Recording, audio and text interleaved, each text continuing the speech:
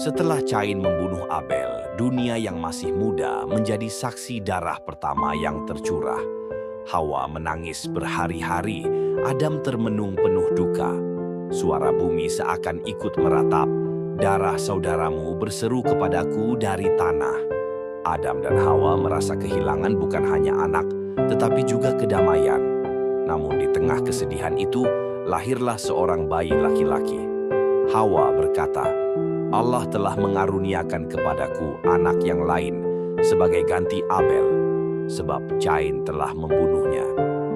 Mereka menamainya Seth, Z, yang berarti dikaruniakan, ditetapkan. Seth tumbuh dalam bayangan tragedi keluarganya. Ia mendengar kisah saudaranya yang mati terbunuh dan saudaranya yang lain yang hidup terkutuk.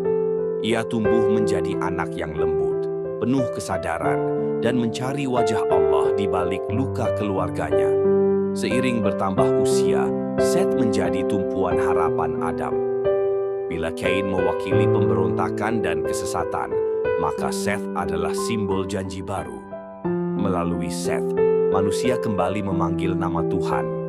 Dan kepada Seth juga lahirlah seorang anak laki-laki, dan ia menamainya Enos.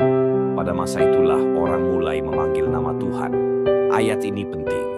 Melalui keturunan Seth, ibadah kepada Allah dipulihkan. Ia bukan sekadar seorang anak pengganti, melainkan akar dari sebuah garis kudus yang kelak akan membawa lahirnya para nabi dan akhirnya Mesias. Garis keturunan Seth. Dari dirinya lahirlah Enos, lalu Kenan, Mahalalel, Yared, Henokh, Metusalah, Lamek, hingga Nuh, sang penyelamat pada masa air bah. Sementara garis keturunan Cain dipenuhi kota, kesenangan dunia, dan kejatuhan moral. Garis keturunan Seth dipenuhi dengan mereka yang berjalan bersama Allah. Seth hidup selama 912 tahun. Ia melihat keturunannya berkembang, dan ia mewariskan bukan hanya darah, tetapi iman kepada Allah. Setelah ia meninggal, ia dikenang sebagai pewaris sejati Adam, bukan Cain. Dari Seth inilah, garis keturunan keselamatan tetap terjaga hingga lahirlah Sang Mesias. Seth